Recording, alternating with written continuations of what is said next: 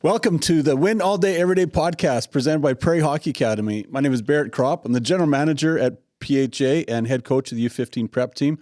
And I'm joined by my co-host, Justin Simpkins, the director of the Prairie Hockey Academy. So Justin, welcome to the show. Thanks, Barrett. It's good to see you back. Early morning flight home. Yeah, but you're in studio. WestJet got us home, but a little bit delayed getting out of Victoria last night. Okay. And I think the flight was maybe a little weighed down. We had 3 winds loaded up on that plane, so it was a little bit hard to maybe get off on time. But we landed and got home at 3 a.m. and the boys are pretty excited because it was a big weekend for us and performed probably. Not probably. We did perform more than I'd expected us. I would have been really happy and content with a 2-2 record coming home, but coming home 3-1, a lot of momentum in our sails, and probably even more importantly than the 3 wins, I think right now is being healthy, no injuries. Yeah, that's wow. Acquired. We have injuries, but no new injuries. We have a wood table here. Yeah, that's true. No injuries, but I think what was neat too is just to see some of the we talked about this a couple episodes ago about your team's retreat, right? Or our whole program's retreat, and just what we were trying to teach there about, in the face of adversity, what that looks like. And you guys faced some adversity, and there was some onslaught at times, and defensively the team came together, and you had some great performances. You tasked guys with certain roles to, hey, shut down this top scorer, and there was some success. Like, I think you probably, how many times throughout the weekend did you come back to the teaching points of that retreat weekend? Yeah, every period, even in between periods, like, or on the bench, we would, we've got our key points that we address. And, it was just, honestly, it was good to see the buy-in because, like you said, we did have a few moments where, our opening game, we kind of got speed bagged a little bit by a really good team out of Delta Green. And, our guys, I thought maybe were a little bit fearful and overwhelmed, but we just kept talking about staying on top of it and staying, with the system. And no one left the rink that night, on Thursday disappointed. They were like, okay, now we know what we need to do. And we've faced our giants, so to speak. We now know what the level is at, and we can play at this level. And then we rattle off 3 wins. So I'm pretty excited for the guys moving forward. Yeah, it was a fun weekend overall. Seeing our home opener on Thursday night for our U17 white team. It was our first season opener of our season for our 4 programs, and great crowd, fun atmosphere. They played, obviously a cross Southern Province rival with Notre Dame in town, and it was just a fun Saskatchewan hockey game. It was hard hitting, but it was clean. But it was good, and the boys in white prevailed. I think it was 5-1. It was a good victory. That was always fun at home, but the Barkman Arena was full, and it's exciting to see hockey on again this weekend. Yeah, absolutely. And we're deep into our podcast season as well. Like we're into month 3 now, and lots of fun stuff's happened, and we're at that point where we've got our listener base, our viewership is increasing each week, and we're also realizing that we've had some fantastic guests that we want to have on repeat on a regular basis. And so today's guest, we're really excited to have on the show with us from Make Shifts Happen, Melissa Ieraci. Melissa, welcome to the show. We're really glad that you could be joining us again today. Thanks, Barrett. Thanks, Justin. I'm happy to be back. Yeah, Melissa, we had some great feedback from the first episode that you were on with us, and you were, I don't remember, episode 3 or 4, kind of one of our early guests. And so thank you for helping us, get this thing off the ground. And some good feedback from listeners, and some new questions came in, and we were like, you know what, we look forward to having Mel back. And so welcome here for part 2 of yourself. And I have a funny feeling this won't be a 2-part series. So we'll keep going. I'm happy to do as many as we need. There's a ton of myths when it comes to nutrition in general. Now layer in performance nutrition and how to fuel yourself as an athlete. And you have a ton of professionals on the internet. So I'm happy to at least provide some insights and some information and what research is saying. So I'm happy to get started in our conversation today. I know there's some great topics that we're going to cover. Yeah. Now, before we get to some of those topics, one of the burning things for my mind is, at Make Shifts Happen, Mel's a performance nutritionist, and she works a lot with even professional athletes and all the way down to Prairie Hockey Academy, and then a lot of even individuals and females and that on just optimal performance and how to feel optimal. And one piece Barrett, and this is really exciting, right? Because this doesn't happen every year, but the Toronto Blue Jays made the playoffs and they're in a wild card game. And I know that Mel over there on this side, works with some of the pitching staff, and we've got one of the best starting rotations. Now, she doesn't have to tell us about Kevin Gosman or anybody like that, but we are excited for them to have taken probably some supplements and some performance and some hydration to Minnesota for a big game tomorrow. So keep doing what you do, Mel. Trends. The same teams that are using the products that Prairie Hockey Academy also has access to, we're starting to see some patterns where, they're making it to games they might not have made it to in the past. So I don't know. I'm not sure what it is. Could be the aminos or the hydration. And Mel, it's been 2 months since you've been on with us, and it's a busy last 2 months in terms of athletes finishing up their summer training, going into their seasons in whatever sport, and even in like Justin just said, in baseball, a sport that's kind of getting to the peak of the playoffs. What are some things that's taken place with some of your athletes the last couple of months? Any stories you can tell us or update us on what's been happening in your world? Yeah. So, I love to dig a little bit deeper into this as well. We covered some basic essentials to nutrition, and now we are approaching that time where we're going to be in season. And ideally, we need to be at a point now where we've made all the changes we're going to make in the off season. In season fueling and performance is all about using the protocols and what we've essentially trialed in the off season and what we've seen work, and be consistent with that. This is not the time to try out new things. So I want, that to be quite clear, is that, if you are looking to make a massive change, this might not be the best time. You really just want to hone in on some of the habits that you've been working towards. And I will say, what I've seen with my athletes, there've been so many camps. It's been a lot of more intense working. It's been, messages at 12 midnight, 1 o'clock in the morning. Hey, I just landed and I'm here and I don't know what to eat. And I know we're going to speak to traveling and, food availability and like what to do in a situation where you're in a different city, you're traveling, you don't know what's there. So it's been a lot of troubleshooting, a lot of troubleshooting leading up to this moment. And now just being confident that we've made some really fantastic changes and we're going to see the fruits of our labor in season. We're very much focused on mitigating both injury and illness. And I'm sure we'll chat a little bit on that and what we can kind of do from a nutritional standpoint, maybe even a supplemental standpoint to help to mitigate some of that. Yeah, it was interesting. Last night when we were flying back from Victoria, we ate downtown at the harbor in Victoria around 2 o'clock. So it was great for the kids. We had some fun time, and then we get on the flight.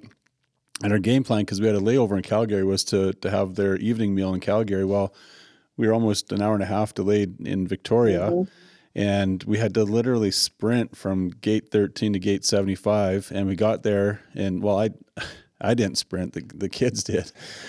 And by the time I got there, my coach. By the time I got there, there was, of course, one of those little junk food stores right beside the gate, and probably about half of my athletes had water and beef jerky in their hand, knowing that we're getting on the flight. And then as I approached the gate, seeing a couple of kids hide their chocolate bar and their pop that they were tucking into their pocket as they saw me. So we got some work to do. But there are 13 and 14-year-old boys that need to keep understanding that optimal performance. Even when you get thrown a curveball on a travel schedule, what are some choices that you made? Because half you did make a good choice here. Yeah, and that's a really good point. And this is something that I'm speaking more to now as my athletes are in season, is that concept of ideal versus what's realistic. And we obviously, optimal performance is going to be consistently making the best choice. And the best choice isn't the ideal choice. I just want to make that real clear. Your situation, Barrett, is something that, athletes are going to encounter a lot, whether you're traveling on a bus, you're traveling on a plane. Your schedule is not necessarily in your control. So your flight gets delayed, and now what do you do? And that's where the ideal versus realistic really comes into play. A lot of this is planning ahead. You mentioned jerky. There's a couple of foods and a couple of brands that I think are really great when it comes to good, easy travel nutrition. that helps to provide some protein, that helps to provide some nutrients, because in the very same convenience store in a airport terminal where you can find that chocolate bar and that soda, you can also find beef jerky. You can also find, I love the RX bar because it's dates and some protein and, maybe a nut or seed. So a real clean energy source, and you can make a better choice in that scenario. Obviously, ideal would be you sit down and you have a grass-fed piece of steak and some vegetables and, maybe a sweet potato, but that's going to be hard when we're traveling. So making those choices, planning ahead, knowing what your options are going to help you feel better prepared as an athlete. And that's the big thing. I mean, you mentioned all the games that you're playing in a different time zone. And with the travel, the decision you make on a Thursday night for the meal that you eat will affect your game on Saturday. And these are compounded choices. So again, that's where right now in season, the mindset for these athletes needs to be planning and prepping ahead and understanding what you're going to do 2 days before a game, 3 days before a game, because your performance on the ice that day is a result of the choices you've made on those days prior. That's really neat. And this is a little bit off topic, but it reminds me of early July, middle of July, I had this conversation with a professional athlete off of, he actually plays for our Saskatchewan Roughriders. And at that point, our starting quarterback had just had a pretty horrific injury. And they gave him, quite a length and probably missed the season. And he just said, he's like, he won't miss the season. Like, he's such a nutrition freak that he always beats those by like 2 to 3 weeks. Mm. And it's almost like this comment that he's a nutrition freak, and it's it's a positive thing, but it almost comes out as a negative thing. But I'm going, wow, if you know that his body will recover in 2 to 3 weeks quicker than everybody else's, wouldn't that make you want to be optimal also? It's just kind of where my mind goes with it, right? And so just as you're talking, like these decisions you make on a Thursday impact your Saturday, just like these decisions you make every day impact how your body recovers, injury, sickness, anything like that as well. Yeah, absolutely. I mean, society's interesting, right? You kind of have to explain why you're choosing to eat, a salad with some steak, but we don't really have to explain if we're eating a cheeseburger. Right. And especially in sport. And I mean, let's talk. Obviously, we expend a lot of energy as an athlete, and therefore we need to put a lot of energy in. And obviously, fast, convenient food contains a lot of calorie.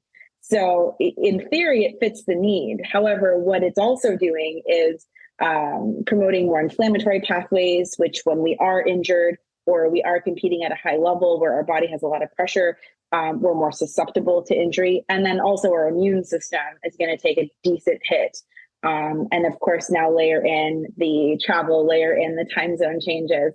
And now you've got a nice, recipe for disaster here. And we talked injury. I mean, when we're talking injury, we're speaking more to the either, skeletal or muscular system, and then illness more from your immune system. Well, there's a lot of overlapping nutrients. And I would say starting with protein, which we discussed on our last podcast. So I'm not going to get too deep in the weeds. Definitely listen to that podcast if you want to refresh. But that is one of the macronutrients that are incredibly important for both your immune system, keeping strong, healthy muscle, which obviously protects your skeletal system. So that's going to be a huge piece. And then we also have things like, vitamin C, which we know is incredibly important, and vitamin D. I think we also spoke to this on the previous podcast, but I think it's worthy saying again, in athlete in sport, and this is clearly shown in a ton of research studies, are so incredibly vitamin D deficient. And it's just something that is easy. It's easy to cover your bases and make sure that you have levels that are sufficient, or to use our kind of optimal term here, optimal. Yeah, and we do have across our academy, and I'm sure other academies and minor hockey teams and junior teams in the sport of hockey, we've got some injuries. And some are, broken collarbone and, twisted knee and a knee surgery and a bunch of other, some more skeletal situations, but also some soft tissue, some labrums and some, shoulder AC joints and some of those type of things. Is there anything nutritionally that our athletes or other athletes out there listening can be doing to help speed recovery? I know that, like, obviously there's no magic pill out there that you can, just plug your body into a socket and get recharged. Like, I'm not asking for sci-fi advice, but maybe there's something out there, whether it's come to macro or micronutrients, that you would say, the athletes need to get onto this right now, and it'll help them out. Yeah, I mean, I'll give you some heavy hitters here beyond obviously the protein, which is a macro, and then your vitamin C, vitamin D, which we micro, so your vitamins and minerals. Let's talk a little bit about the concept of inflammation. Now, the nutrition freak who's eating well is actually doing things on a daily basis to keep inflammatory pathways healthy, right? We do not want to be inflamed all the time. Now, I want to make sure that I state that obviously in the initial phases of injury, there is some inflammation, and that's a good thing because inflammation brings blood to the area, which is full of nutrients, we hope, to help the healing process. However, prolonged inflammation or chronic inflammation is where we see delayed healing, is where we see repeat injuries. The person who's constantly sick, we don't want to be that guy. We want to be on the ice playing our sport. So I would say, and I'm going to consider this a macro because it's an essential fatty acid. Omega-3 fatty acids are really supportive in a healthy inflammatory response. They are a nutrient that are essential. And what that actually means is that your body cannot make it. It must be obtained through food. So, I tell my guys, like, okay, so we want to work with smash fish, salmon, mackerel, anchovies, sardines, and herring. Not a lot of people enjoy eating those fish. It's also hard to find that fish. So I would definitely suggest getting some omega-3s on board there.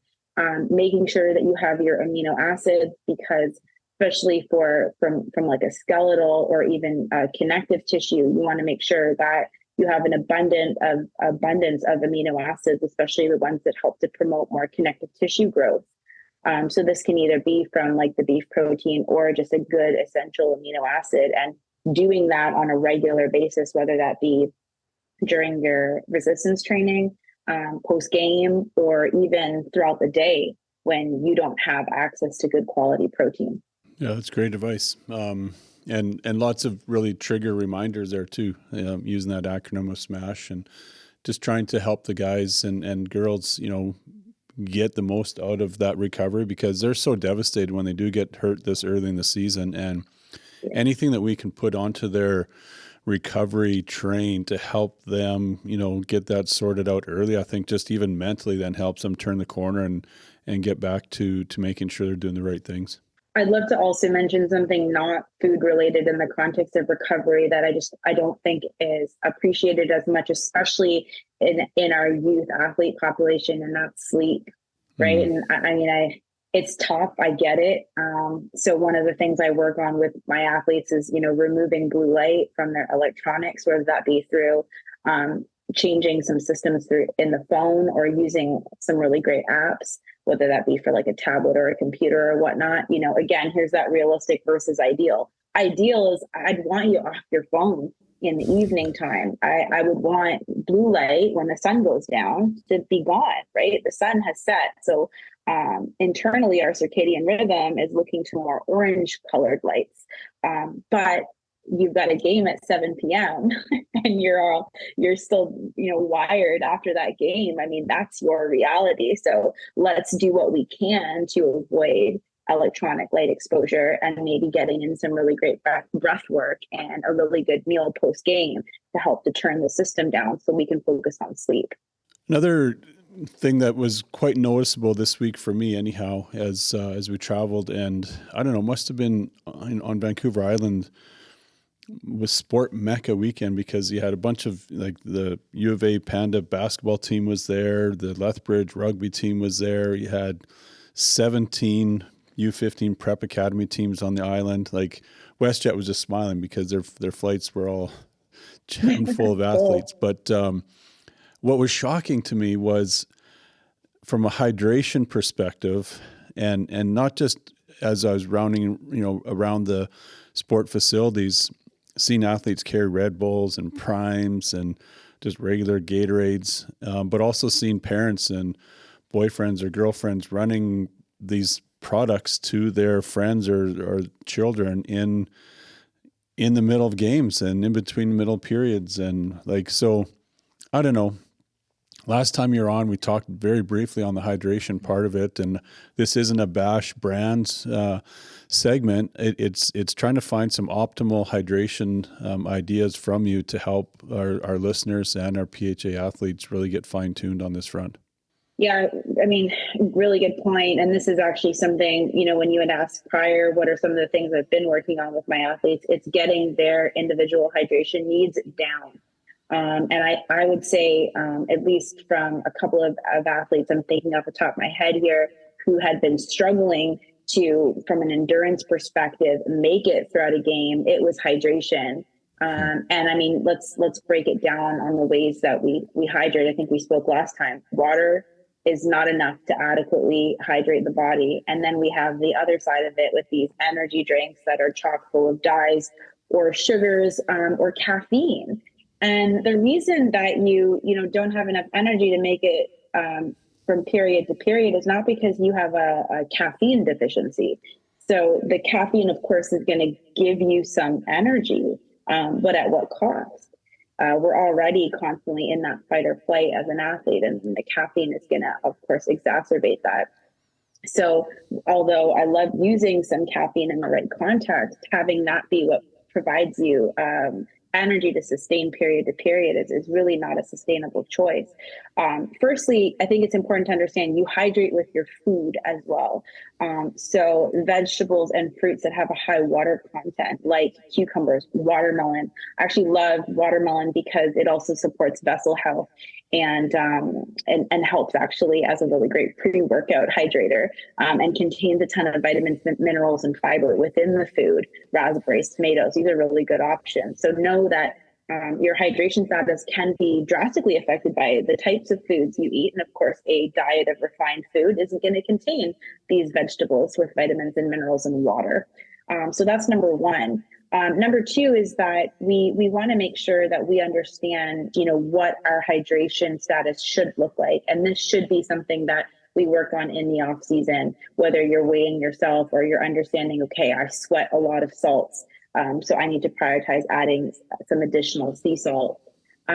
Intra-period and hydrating, like pre, intra, and post-game, is an individual response. But I'm going to try and give some generalized information that everyone can at least start using. And then you need to refine that based on everything about your biochemical individuality. But number one, make sure that you're obviously eating these high water foods. Water prior, obviously there's a balance, there's a tipping point, and you want to make sure that you're not having too much water. No one likes that sloshing around feeling, but I like a combination of electrolytes, amino acids, maybe additional salt should the athlete need it. And then let's talk about these sports drinks that contain refined sugar and easy.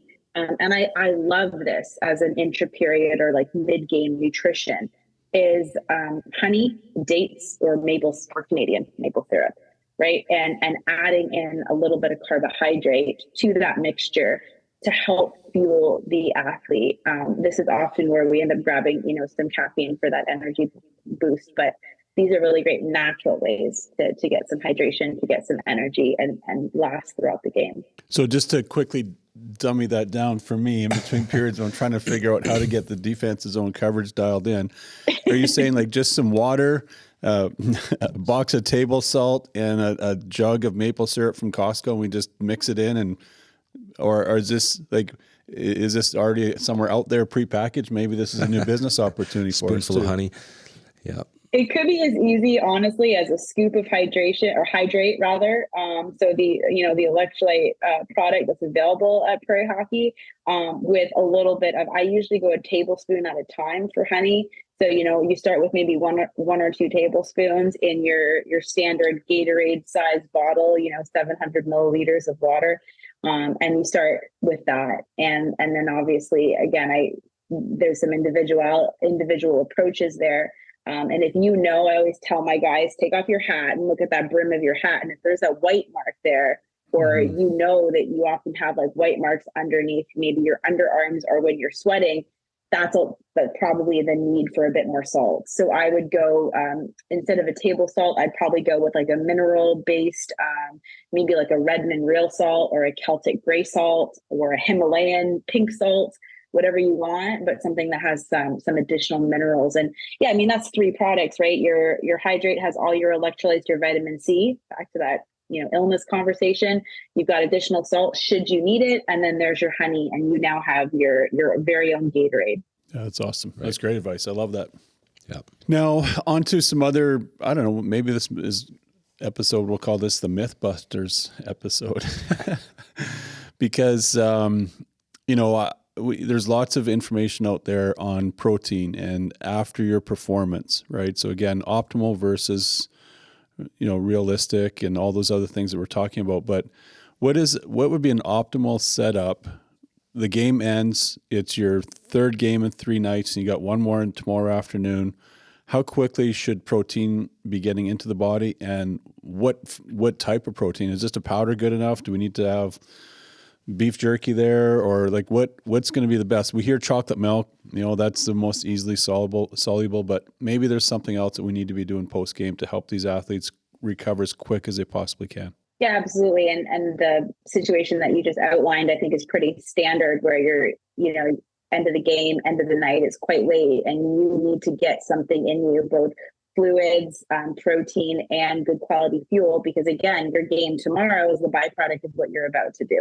So this is where all those compound decisions start to really, like, this is where the tires hit the road, I guess.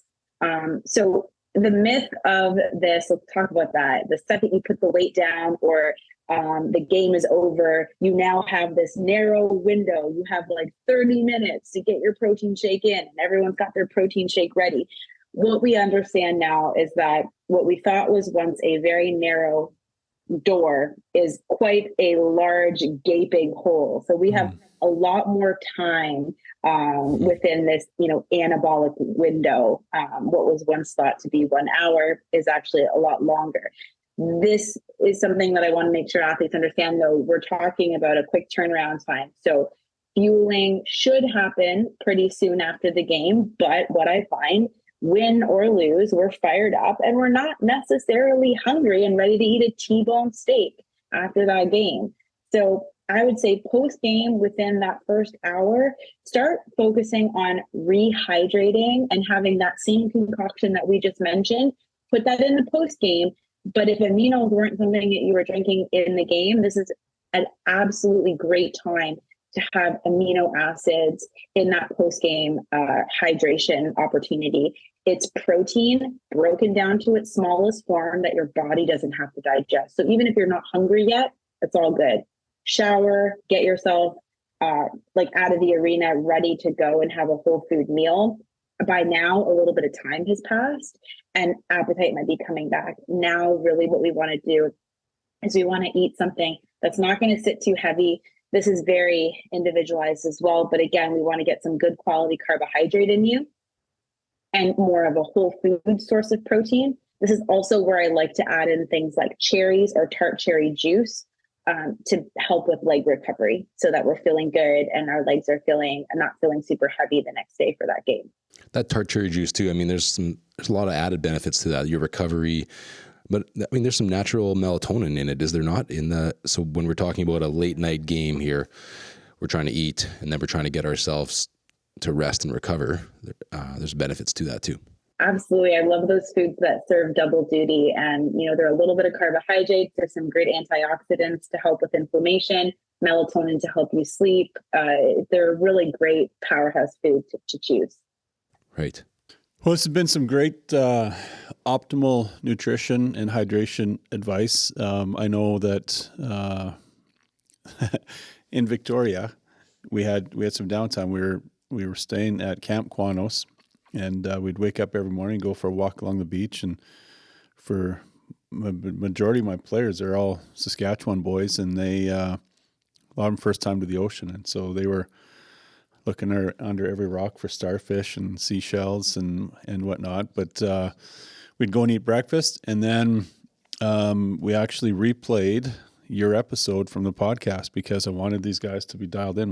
We didn't play till the afternoon, so we we listened to the podcast from 2 months ago, where you're giving us all kinds of great nutrition advice. And so already, I'm even thinking this afternoon, I'm going to replay this for the guys already. I'm not going to wait several weeks for them to hear this part 2 of all this great advice for us.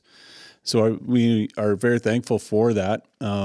We'd also love to hear some stories from you about some of the athletes you've been working with. Justin alluded to it earlier that, the Blue Jays, Canada's team, is in the playoffs, and you've been working with some of the players and in that realm, and love to hear any kind of things that they've been working on with their nutrition. And is there anything that they would be changing going into their playoffs? Like, it's the best of 3, and it's not just optimal, it's like super optimal. Like, what do they do here in the next 48 hours to make sure that they're moving to the next round? Yeah, really great conversations, and what we focus on at the beginning of the season is really not our focus at the end of the season. So what's been a priority is, and obviously a lot of these teams have the ability to look at blood work, so they're making some decisions on that, but you don't necessarily need this to understand what to do.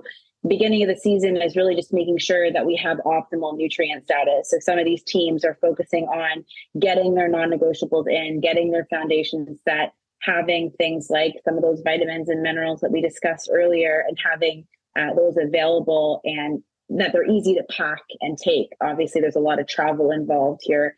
So that's what some of these teams are focusing on. But I'm going to speak, especially when it's NHL playoff time, I'm getting regular texts, and it is because of injury, and it is trying to do something as quick and effective as possible, middle of the season to end of the season. And what I would say is, if you're an athlete listening, beginning of the season, you're feeling good, you're fresh, you've had some time off, things are working well. That's amazing. But eventually, the body, there's a certain load that our body can take, and that cup is going to keep getting filled up, and it's going to start to overflow.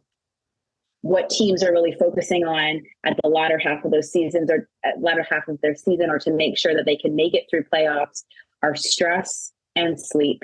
And the questions or the products to take, or the food and nutrition focus, has everything to do with how can I sleep better and how can I mitigate stress. As an athlete, you're never no one is going to reduce stress. That's kind of a lie, right? You don't reduce stress. We do things to become stronger and more resilient to stress. I kind of want to go back to your story about the guys getting up in the morning and being in nature, being in the sun. The best way to help your circadian rhythm, to help with sleep, is to do exactly what you did. Get up in the morning, get some sunlight, keep a standard sleep and wake time. And then for these teams that, of course, don't have the luxury to just kind of wake up in the same place, they're traveling everywhere. They are doing everything that they can through that travel experience to have the food that they need on hand, the nutrients that they need to help make sure that they sleep. And of course, the stress resilience tools, which would be things like breath work, journaling, getting up in the morning and getting good sunlight. How we help to support ourselves through stress is incredibly individual, but just note that we want to make sure that we're strong and resilient to stress. And we want to make sure that we're supporting our body so that it can continue to perform throughout the season like we need it. Yeah, that's great. I love the advice. I love where it's not just about nutrition, where you've leaned in on, with injury recovery and handling stress and high pressure situations, coming down to really how you're taking care of your whole body, and that includes the sleep and those routines. And that's one of the things I think at Prairie Hockey Academy, as we get these young men and women ready for junior hockey and beyond, it's helping them build these routines and getting that built into them, because when they're just coming from small towns and, maybe the small town minor hockey association is doing all they can to give them the best advice, they're not getting the right advice maybe, or the right routines put into place. And so I think that's one of the strengths that we have at PHA is to continue building that for our athletes and help them understand that these routines are critical, whether you are at a U15 prep tournament or whether you're heading into the Major League Baseball playoffs. Nutrition, hydration, sleep, recovery, it all matters, and it has to be dialed in early in your career. to have success at the pointy end of your career as well. These are habits, right? We've talked about this with a couple other guests as well, and just all these habits matter, these choices that we get to make every day, and nutrition and what we're talking about with Mel here is a big piece of it.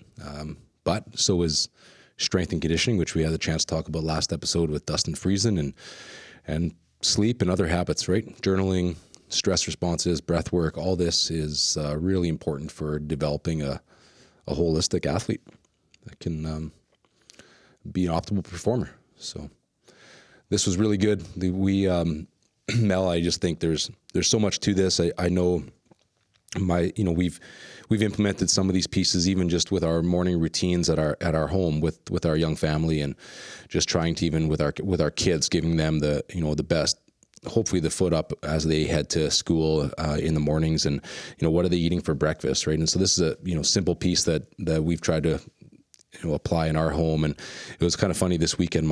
We made these protein pancakes. They were actually really good, but they were my 6-year-old said to my wife, she's like, well, you should put some peanut butter on them or something to, have a little bit of, again, some nut butter and things like that. And my 6-year-old goes, all you care about is peanut butter and meat. And so it's just this idea of like, hey, we want you to, finish your meat or finish your protein on your plate before you can be done, your meal today. And anyway, it was neat to see my 6-year-old's take that's what we're like, you're right. That's actually what we're trying to push, is that you have a proper amount of protein intake today, and some of these nutrients for yourself. And anyway, I tried to be a really cool dad a couple weeks ago. And it was one of those, I don't want to say a dad fail moments, but it was my daughter's birthday. And so I thought, she could have, I bought some Lucky Charms. I was like, hey, you can have some Lucky Charms, kind of a breakfast thing here on your birthday. And boy, did we have a tough day after that. Like, Isn't that interesting? I just wonder, the science behind that type of sugar intake first thing in the morning to your brain and a young developing brain. It was a challenging day after. And I recognize that, things like Lucky Charms, these sweet treats, cinnamon bun something, we can, it's not that we can't have a treat like that. Like I've said in previous episode, I'm a big ice cream fan, but it's just like, we don't probably want to have that as our first intake of the day because of what it maybe does to our bloodstream or our, even just it sets our the brains tone for the day. Yeah. It truly does. These, and this also kind of cascades throughout the day, and even how you're feeling, maybe during those later games, and why we're reaching to caffeine. Your neurotransmitters are set at that first meal. Our bodies are primed and need protein. It's not to say that protein isn't important throughout the day. In the morning is the most important time. And if you find that you struggle with motivation or focus or attention, try adding protein at the beginning of the day. It's going to help you. Your dopamine, which is your motivation and drive neurotransmitter, is highest in the morning. And it helps you to really make sure that you make better choices. And that dopamine is high throughout the day. The other thing is too, with the refined sugar, we have higher levels of cortisol, our stress hormone, in the morning. And now combine that with a little bit of, sugar from a cereal or a bagel or a chocolate chip cookie. And yeah, it's absolutely a recipe for disaster. So that first meal is so incredibly important. And with my athletes, the first goal for protein is build a better breakfast.